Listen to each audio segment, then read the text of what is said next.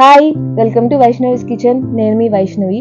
ఈరోజు నేను గుమ్మడికాయ తీపి కూర ఎలా చేయాలో చూపిస్తాను. ఈ రెసిపీ చాలా పాతకాలం నాటిది.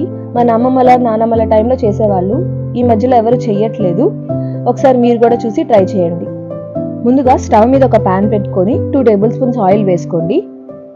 ఆయిల్ బాగా హీట్ ఎక్కాక కాస్త ఆవాలు బాగా చిటపట్లాడాక కాస్త జీలకర్ర యాడ్ చేసుకోండి.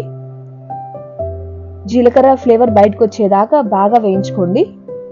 ఇప్పుడు దీంట్లోకి ఎండుమిరపకాయ ముక్కలు వేసుకోండి. ఇప్పుడు దీంట్లోకి ఒక 1/2 టేబుల్ స్పూన్ మినపప్పు యాడ్ చేసుకోండి. ఆ తర్వాత ఒక 1/2 టేబుల్ స్పూన్ శనగపప్పు యాడ్ చేసుకోండి. ఇవి బాగా ఫ్రై అయ్యాక 2 పచ్చిమిరపకాయల్ని కట్ చేసి వేసుకోండి. ఇప్పుడు దీంట్లోకి కాస్త కరివేపాకు యాడ్ చేసుకోండి.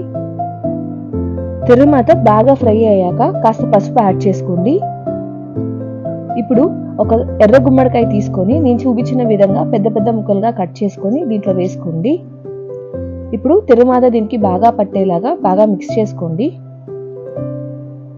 ఇప్పుడు దీంట్లోకి తగినంత సాల్ట్ యాడ్ చేసుకోండి.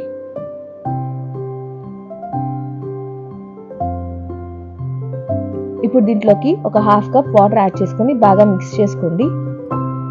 ఇప్పుడు మూత పెట్టుకొని ఒక 5 నిమిషాలు బాగా మగ్గనివ్వండి. గుమ్మడికాయ ముక్కలు చాలా ఫాస్ట్గా ఉడికిపోతాయి. సో మధ్య మధ్యలో మనం కలిపెడుతూ ఉండాలి.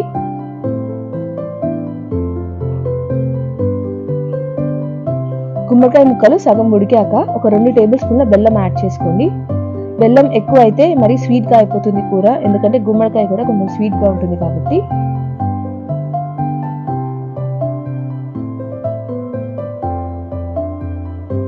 గుమ్మడికాయ ముక్కలు పూర్తిగా ఉడికాక దీంట్లో కాస్త కారం వేసుకోండి.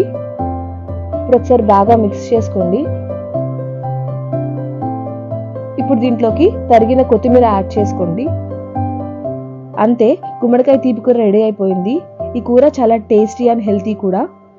మీరు కూడా ఒకసారి ఈ గుమ్మడికాయ కూరని ట్రై చేసి ఎలా కుదిరిందో నాకు కామెంట్ బాక్స్లో కామెంట్ చేయండి. Please subscribe. Thank you.